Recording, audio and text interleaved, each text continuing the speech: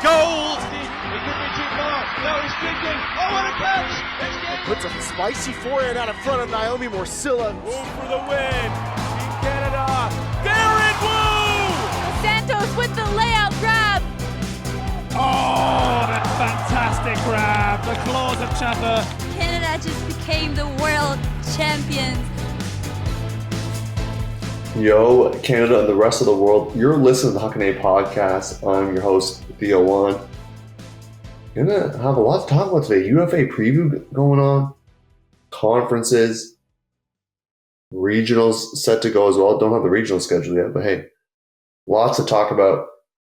It's tryout season as well, so wherever you are in the country, hopefully you're enjoying tryouts. I know some rosters have already dropped, so really tryout season is over for a lot of people. For some people in Ontario, it's the thick of it, but I've already seen some teams drop, seen some Quebec teams as well put out their rosters. So wherever you are, hopefully you're enjoying that and getting ready for some tournaments. I know, at least in Ontario, a big intro to kind of the season tournament, Tux. Now, it should be called Bucks because it's going to be in Barrie. Newsflash if you didn't know that, but that tournament's coming up in May, so we'll preview that early May. And of course, other tourneys going to be happening across the country. And I know some TC little mini training camps or things I see on social media. I see, people getting together, getting ready. I believe the TC Masters Open team went down to Vegas to do something. So lots of stuff happening as we get into the season, folks. And the club season is starting, but the college season is ending in the United States with nationals culminating in just a few weeks from now, both to D3 and D1. I don't know if any schools in Canada would actually qualify for D3, so just going to be D1. So in the news, we're going to talk about the two conference tournaments that happened in Western New York, Batavia, which is actually pretty close to the border. Makes it easy for some teams, depending where you are in Ontario, of course. Ottawa, I think, had to travel a little bit further. And then their Metro East regionals will be this weekend. So let's just jump right into the news. We now have breaking news. All right, so conferences. We're going to start in the women's division with Ottawa. A really cool story. You should check it out on their social media. They went with 7 players and played with 7 the whole time, so that's pretty cool. They go 1-1 in pool play. Big W over SUNY Buffalo, 12-1. And then a tough Universe Point loss to Cornell, 6-5. The way this tournament was set up, it looks like it was all done in one day on April 20th. So then they move into the championship bracket.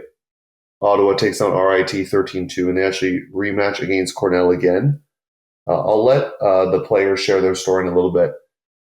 They have a pre-recorded segment that you can hear about what happened. But Ottawa exacts revenge and defeats Cornell 11-4, so they become second in the conference, which maybe will help with some seeding and hopefully gives them some confidence for this tournament. I think something that will help is that I guess there's some film from them from the fall, but the teams that they're trying to chase, like SUNY Binghamton and Yale, Yale's in a different conference, will be at regionals in the Metro East. There's film on both of those teams, so I'm hoping, hopefully Ottawa can take advantage of that and kind of scout and see what's going on over there. So maybe they can use some of that to help them as they try to get a bid. Ottawa has made it to nationals multiple times before on the women's side, so it's a chance to return to the national stage for that team. I've been told they'll have a few more players than 7. I think maybe close to 13, something like that. Maybe close to 2 lines. So that'll be a welcome reprieve for some of those players who had to play every single point for 4 straight games or 4 games in a day. So that's pretty wild.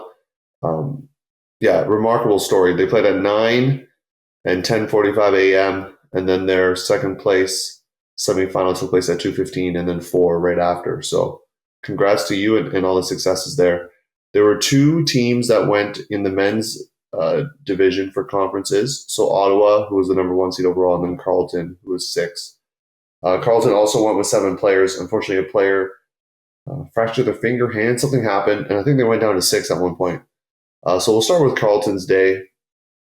Unfortunately, a tough loss to RIT kind of sinks their hopes here, but they had some good games. They lost to Cornell 13-9. Not a close game with Buffalo at the end there. I think maybe Body's feeling it on that one. And then let me take a look. They actually play on Sunday, so they lose to Syracuse 12-11 and then SUNY Binghamton 10-4. So go winless in the field, but didn't have their full roster. I could just tell based on who was on the roster and how many players actually went. So kind of tough when it's during exam season out here. Speaking to someone from Buffalo, their exams are much later in the calendar compared to us here. So I think there's potential advantages if you can make it to nationals because there's no exams at that point. But it's tough right now, especially when the tournament got moved, and that's something you'll hear about in those pre-recorded segments. So for Ottawa, they're the 1 seed overall. They have SUNY Binghamton, Big Bear in their pool, as well as Syracuse Doom. Ottawa takes care of business, winning 10-8 and 9-6. They sent 8 players, so one better than their women's team. They were able to get one extra player, so get a little bit of rest there. And then they defeat Cornell 14-8, so they're feeling pretty good. They win the conference. Are they the favorite in the region? I don't know, but people in the region have been looking out for them. I don't think there's as much film on the teams they're trying to take on. Like I tried to look for film for Cornell and UConn. Maybe I think might be a film on Cornell, but they've already seen Cornell. But I don't think there's anything on UConn. So they're going to have to go into regionals a bit blind. But yeah, that's conferences. That wraps up that portion of the college schedule. And now it's going to be regionals this weekend. So keep an eye out for Ultiworld in terms of what video coverage is coming. You may or may not hear a familiar voice on the mic as well on this field pass. So be sure to check that out. I'm just going to look here. There are no schedules yet for the Metro East regional, so I can't really preview that when there's no schedule, but do wish both of those teams the best of luck. And like I said, I had a chance to speak to both teams and just had them record like a pre-recorded a segment, which we'll play shortly, which talks about their experience at this tournament. So kind of cool to hear from them. And then after that, there'll be the main event where I'll speak first with Christophe Tremblay-Joncas from the Montreal Royale. And then some more French flavor here, Luc Comiré. He's going to be speaking on behalf of the Toronto Rush. So that will be kind of the UFA preview as their season kicks off this weekend, actually. So Montreal has a doubleheader on the road. Toronto bye week. They get their season kicked off next week. But UFA season's upon us. Frisbee's back, folks. So first off, let's hear from U Ottawa, the women's team and men's teams respectively, and then we'll head to the main event. Hi, this is Evelyn. And this is Jessica from the U Ottawa women's team, and we're here to talk about our conferences and our experience with the USAU. So last Saturday, we went down to Batavia, New York for conference, and we only had 7 players. This was because the conference tournament was moved from the week before. However, all of our team members who had made arrangements to attend the tournament at its previous date were not able to make those same arrangements for this new date. So they weren't able to defer their exams, they weren't able to get time off work, and we ended up with only 7 players. Mm-hmm. Playing with 7 wasn't as bad. No, it was fine. Yeah, we just kept moving. We just kept talking, kept our spirits high. We did take some mini power naps. And to be honest, we just kept going. Literally, that's it. We didn't think too hard about the fact that we only had 7 players. We just kept going. Mm-hmm. And winning felt great. Everybody likes to win. And we did lose to Cornell on Universe, and then they asked us to forfeit. Yeah, we faced Cornell. They were our second game. We lost them on Universe, and then we met them again for our 4th game. And they asked us to forfeit, but we said no because we believed that we could beat them, and we did. Even though it snowed during that game, there was wind, there was hail, there was snow. Everything all at once. And at the end of the day, I think we were all just so proud that we just made it through 4 games, just the 7 of us, and we did great. We broke seed and with only 7 players, and 5 of these 7 players are rookies, and they've never been to a USAU college series, and they did amazing. No, they killed it. And we're really proud of like how we all supported each other throughout these games, like how we communicated with each other, and just overall how we kept spirits up and like high throughout the entire day. Even with the snow. Even with the snow. We're going to give some shout outs now. Mm-hmm. Shout out to Bree for playing with a mini foot fracture. Shout out to Hannah for stepping into that handler role, even though you're not normally a handler. Shout out Annika for amazing Ds. So many Ds, tight defense, and a lot of run-through Ds. Shout out to Kate for her amazing upwind pulls in the worst possible conditions. Shout out Lily for stepping up as a handler as well and also making some amazing throws. Shout out Jess for literally catching all of the incredibly rough throws that came her way. Shout out Evelyn for stepping up as our captain and winning every disc flip and picking the right things. Thanks, Jess.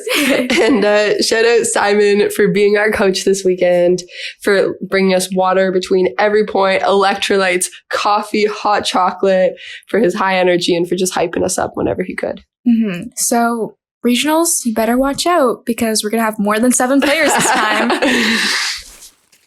Hey, this is Logan Keillor, a captain from the U Ottawa men's team, here to talk about our win at conferences. Our first challenge faced as a team was being able to have enough players to even attend the tournament and be eligible for a bid at regionals. Originally, the tournament was supposed to take place April 13th, 14th, with 9 players. The Thursday prior to the tournament, it was pushed to April 20th, 21st due to rain delays. Since the tournaments take place during our final exams, this led us to only having 9 players Saturday, 3 of which had to go home Saturday night because they had an exam Sunday, and 2 players to come Sunday morning since they had exams Saturday. This was a huge sacrifice by those players and took a lot of dedication.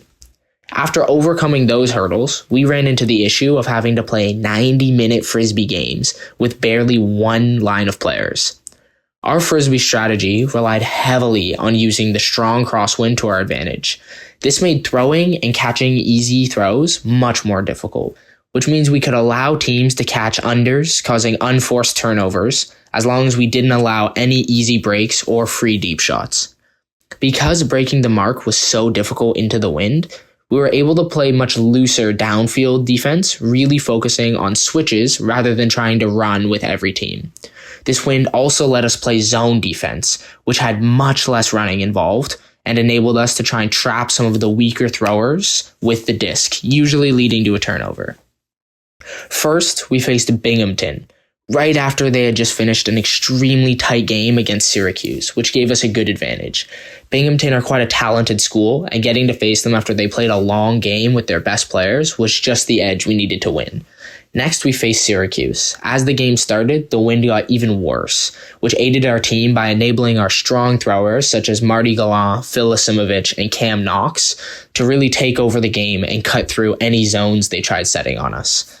Lastly, we faced Cornell, a team we went to Universe against last year. We knew this would be our toughest game yet.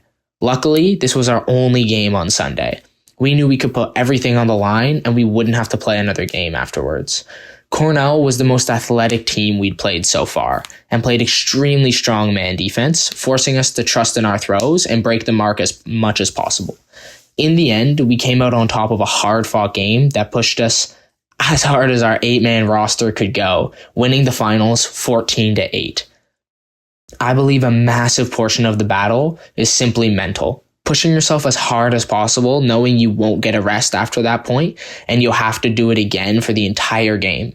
Our team excelled in this department. We kept our body language positive and picked up our teammates after every point, no matter what. Max Ayad played a huge role in really trying to energize our team before the first game on Sunday. Most importantly, we had our coaches, Luke Phelan and Desmond Staples, who came and stood in the cold weather and watched some less than perfect Frisbee, but had endless patience and always tried to make strategies to allow us to rest while on the field. Just knowing they were there to hold us to a higher standard and keep a level head helped an immense amount with the mental battle. And a huge shout out should go out to our women's GG's team. They were trying their best just to send 7 players to get on the line in order to get a bid at regionals. Despite there being 6 bids for 6 teams, they still fought as hard as they could to try and win the conference, coming up just short at 2nd place. Thank you so much for featuring us on the podcast. If you want to follow our story and get updates on our progress this coming weekend at regionals, be sure to follow our Instagram at GGUltimate. In the bio, we also have a donation link if you would like to help support us and our journey towards college nationals. Hey, this is G. Lee, coach of the Wheaties Junior Women and Queen City Bees out of Saskatchewan. You are listening to the Huckin A podcast, your coast-to-coast guide for all things Canadian Ultimate. All right, folks, we got AUDL preview. Oh, wrong, not AUDL. UFA preview. Can't say AUDL anymore, so caught myself there. UFA preview, part 1, Montreal Royale. We brought in the coaches before, but this time I'm going to bring in some of the players. So got a captain here, Christophe Tremblay-Joncas, CTJ in the house. Christophe, first of all, how you doing, and how long you been playing with Montreal? I'm doing well. We've been practicing outside for like 2 weeks, and I've been playing with the Royals since 2017. How much is that? 1, 2, 3, like 6 or 7 years now. So it's already. I'm like the second oldest dude, maybe third. Oh, maybe now 4th, since we have Jean Lévy in the team. But I feel like it was yesterday that I was a rookie, and it's 6-7 years, man. It goes by fast. Yeah. So yeah, you've been there for a while. So no, that's great. And obviously you were there last year. So kind of refresh the audience's mind of how the season went for your team last year from your perspective. Yeah. Well, last year was our first zero victory season. It was a really special season. We had a roster of like 36 dudes because half of our team was on the U24 Canadian team. And so they were doing like one game and then going to a tournament or practice. So we had to switch up the entire roster every time. We also had a new coach. So yeah, it was a really rough season. Record wise, but it was a season of building and getting to know a lot of new dudes. And there was a wild success with that because almost everyone is back. And some are even back from the years prior because they see, oh, it looks pretty fun to play with the Royal again. So, yeah. Yeah, and I think Quebec and Montreal specifically sending all those people to U24s, that's like a pretty big deal because in years past, Montreal does obviously send people for those teams, but I think last year especially had a lot more. So that's great to hear. And so with that in mind, how has the team been getting ready for the season now? I see a lot of your social media. Whoever runs that is killing it because you got a lot of content out there. I see a lot of preseason meetings. You've already done your media days from what I've seen. So you guys are very prepared on that end. But what have you been doing Frisbee-wise to get ready for the season? Yeah, we've been practicing since, I think we held our tryouts in like November. So it's been a long time. We've been practicing inside like once a week since January, and we went outside like 2 weeks ago, as I said. The team is really coming together, and with almost 6 months of preparation preseason, I think we're really excited for this weekend, which we have our first doubleheader. The season's upon us. It's sunny outside, at least where I am right now in St. Catharines, and UFA season's upon us. So you have a big doubleheader coming up, and we'll talk about that shortly about kind of your schedule because it's not going to be an easy schedule, but I think it'll be fun as well. So when we talk about your team, we got to talk about some of the additions because you're adding some people that are returning from years past. As well as a sweet Belgian import here. So tell us about some of the big additions you got coming into the team. Yeah, well, Tobe, his name is written Tobe, and we pronounce it Tobe. And everybody calls him Toby because like that's what we're used to. Yeah, I made that mistake too. I know. Yeah, his name is actually Tobe. He's an incredible player. He's an amazing thrower, amazing cutter. I think the first practice or second that he came to Montreal, I think was like a month or a month and a half ago. We were inside, and he skied like all of our tallest dudes in one practice. Like, oh my god, this guy can just do anything. So he's really impressing right now. He's playing on offense with Kevin Gros, who came back, as well as Quentin Bonneau from 2 years ago. Kevin has been 3 years ago, I think. But those two guys are also playing, practicing in offense, and they still got it. And like Kev had really great hucks, great throws, great vision on the field, and it still shows. So we've got a lot of proficient throwers and cutters on that O-line, at least in the practices. Yeah, Christophe, I don't know how much you can share about this, but can you tell us how you brought those players in? Did Toba reach out to you? You reach out to him? Like how did that kind of, maybe not you specifically, but how did the team get him onto this squad? Toba? Yeah. How'd you get him? Yeah, well, I think he reached out like 2 years ago. So before our like 012 season, and it was like, he was interested to play in the UFA. And I know he was interested in play, like to live in Montreal, because he heard it was a great city, and all those French imports that we have over the years probably still seems like, okay, well, I mean, if European player can play there, maybe I can also too. So I don't know exactly how, but I know it's been a long process, and it just landed like 2 months ago, and we love the guy. He's really good.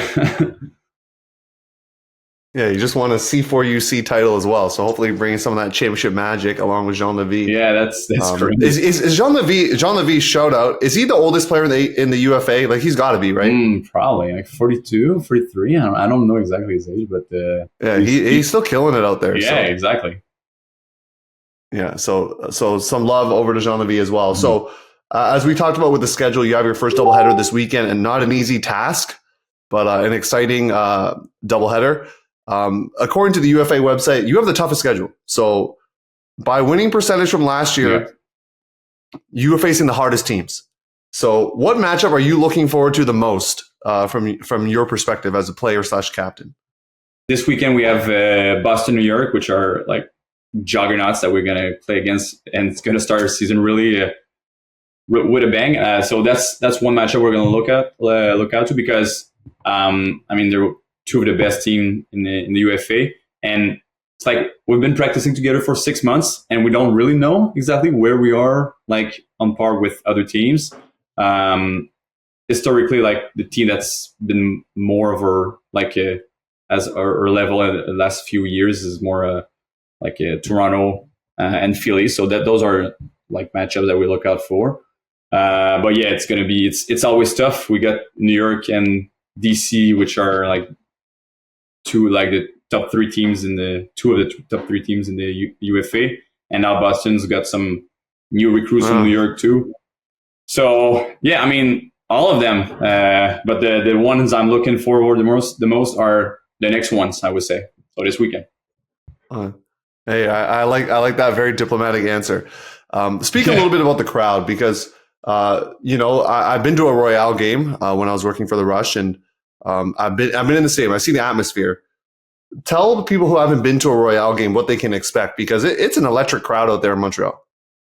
Yeah, I mean we try to bring the experience of like watching professional players as it is, and like you're in the stands. There's almost 1,000 people every game, and it's like there's drinks, there's food, and there's I think it's just there's a lot of people, and it's like going to any pro sport game. Is just, I mean, of course there's less people, but it's still it's electric, and we try to make the crowd feel like you're paying to see us. We're going to give you a show. So that's what we're trying to. Yeah, and they definitely do that. So if you're in the Montreal area, even Ottawa, go check it out for sure. So now looking into the season, we've talked about schedule. What are the goals and focuses for your team? You mentioned last year a lot of building, retaining a lot of those players back is going to help you. So what's kind of the next step for the Montreal Royale right now? Yeah, well, I mean, we're always aiming high, so we're looking to make the playoffs. I mean, our first goal is going to be to win one game first. Okay, break the streak.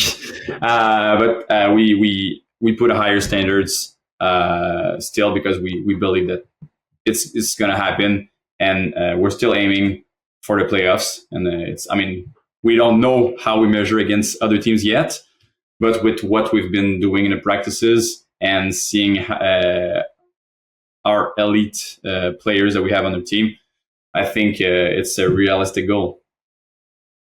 All right, so Montreal trying to get into playoffs. I like that.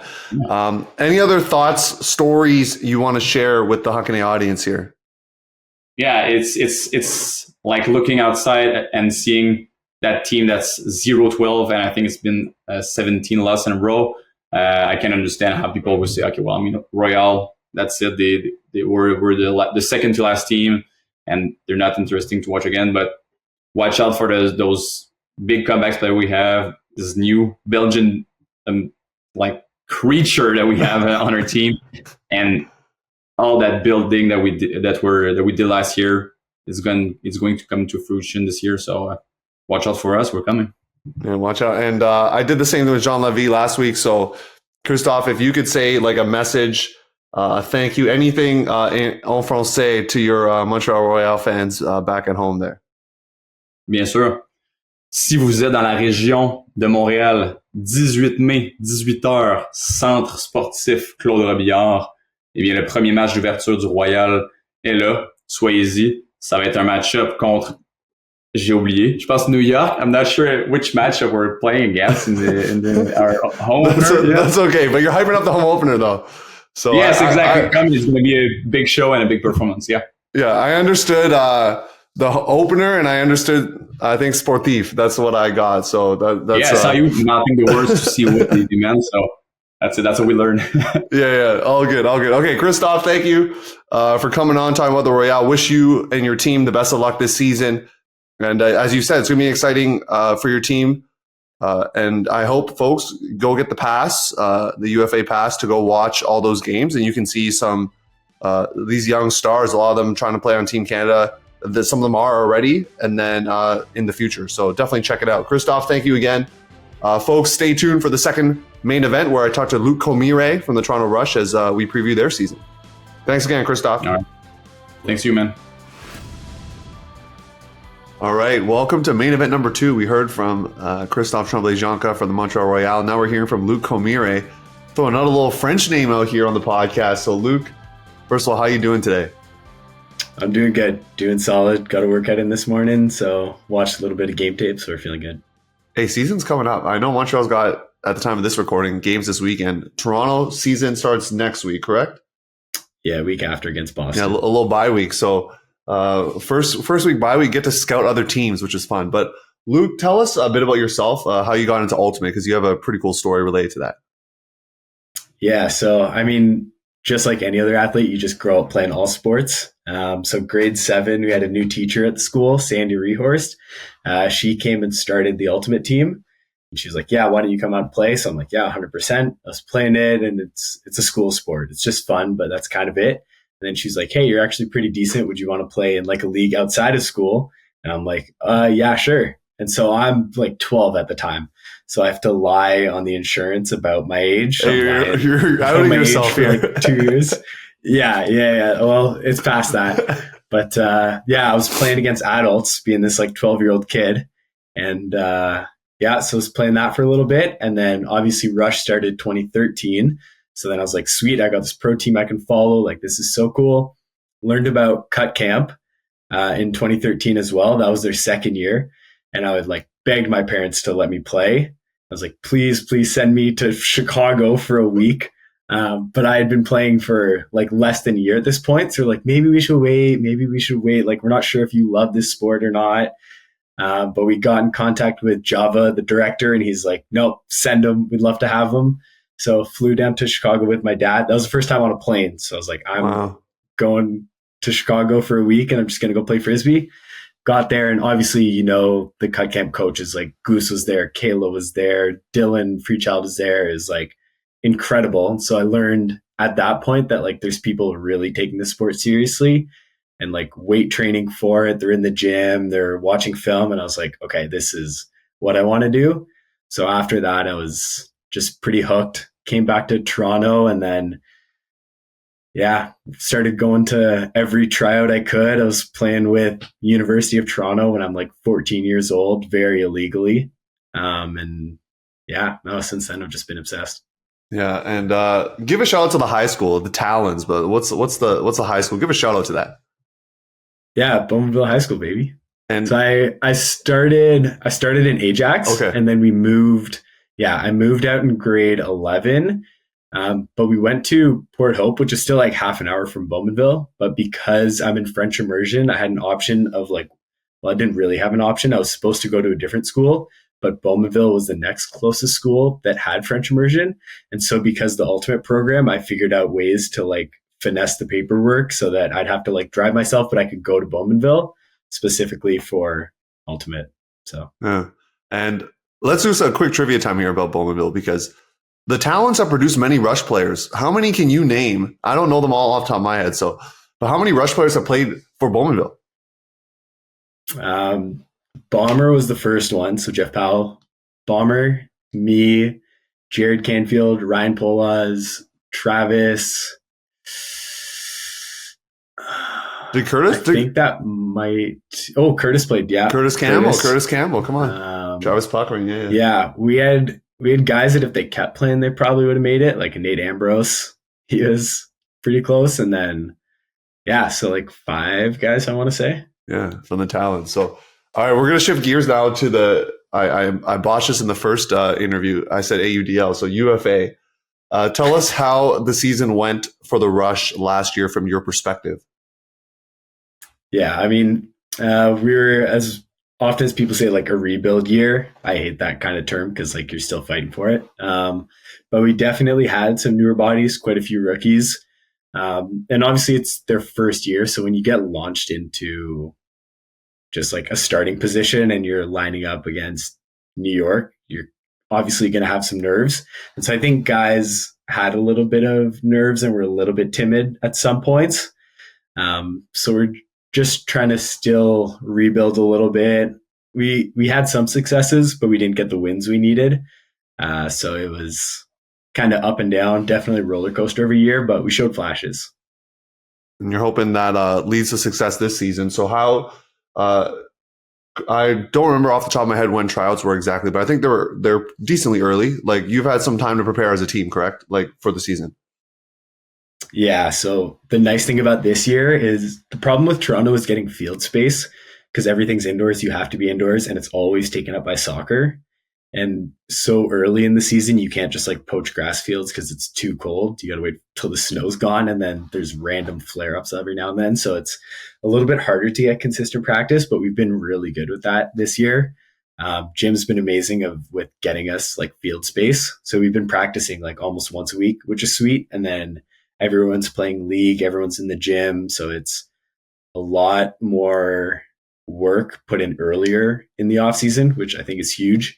And another big thing is trying to just get that core group of guys back. Obviously the Rush from 2013, they've been playing GOAT for so long together, all the way through to 2021.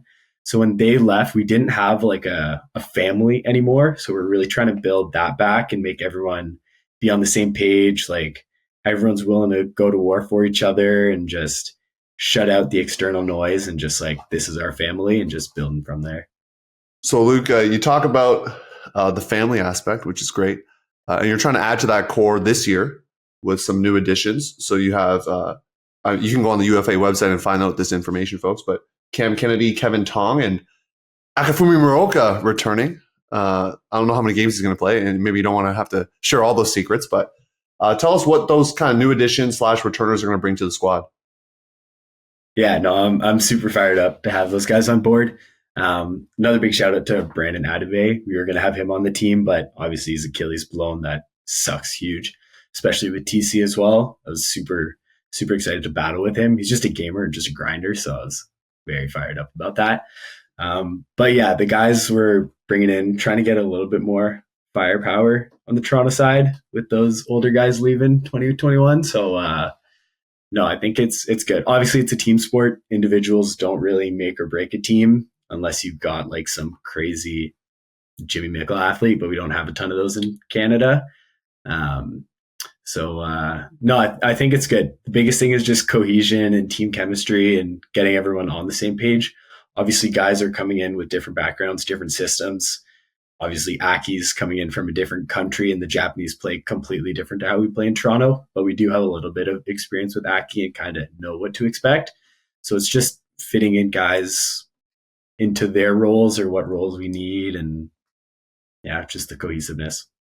So speaking of that cohesion, Team Canada is on the horizon for some of your players, including yourself.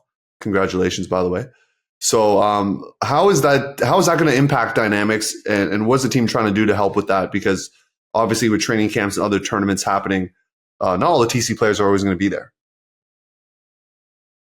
Yeah, so one of the biggest things, at least on my end, is I can only play about half the games, which sucks huge because I would love to play as many as I can.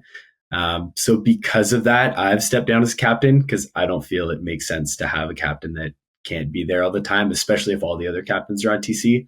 So I stepped down to give someone else a new leadership position. So shout out to Adam Turcotte. He's our new captain this year. Super fired up for him. I think he's going to be great in that role. We still got Phil and Kev coming back, which is amazing. And then when they're away for TC stuff, we got Keith McRae filling in. So super shout out to those two guys for getting a bigger role. I think they've definitely earned it the past few years, and they're grinding as well in the off season. So super fired up for those guys. It's kind of just not being aware of not taking up too much of the airspace when I'm on the field, because I don't want a system to be like built around me or Phil or someone that's not going to be there the whole time. I want the other guys to be able to step up and have that opportunity to like make it their team. I just want to be in a supporting role. So it's going to be interesting juggling that through the season, but we're making some line changes and I'm pretty fired up about it. Hey, don't give away all the secrets, because hey, some of the teams in the East might be listening. So let's talk about goals and focuses. You mentioned you just stepped down as a captain, but you can still have goals and focuses you want for the team. So what are those going to be for the Rush this season?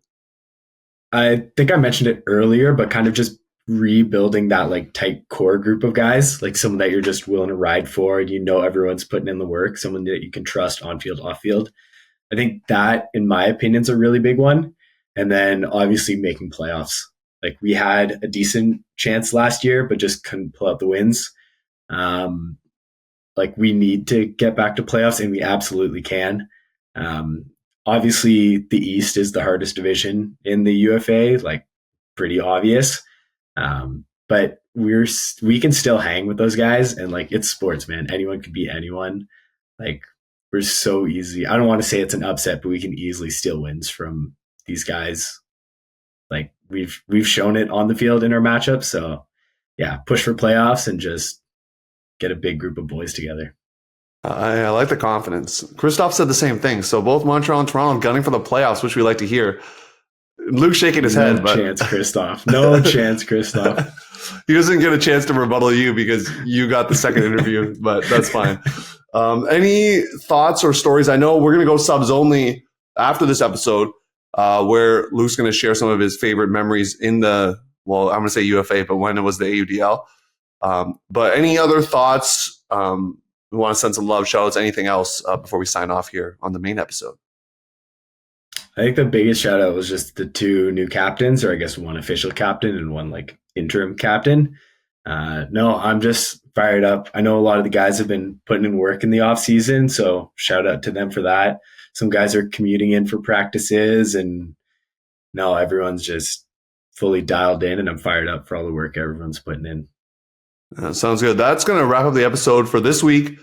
Next week, we're going to look at regionals recap, because a couple of the tournaments are happening this weekend in the Metro East. So wishing the best of luck to the Canadian teams out there. But Luke, we're gonna sign off right now together. You can follow Huckin on Instagram or any other social media platforms. And once again, like I said, stay tuned for subs only. Luke's going to share some of his favorite memories in the AUDL. See you for now.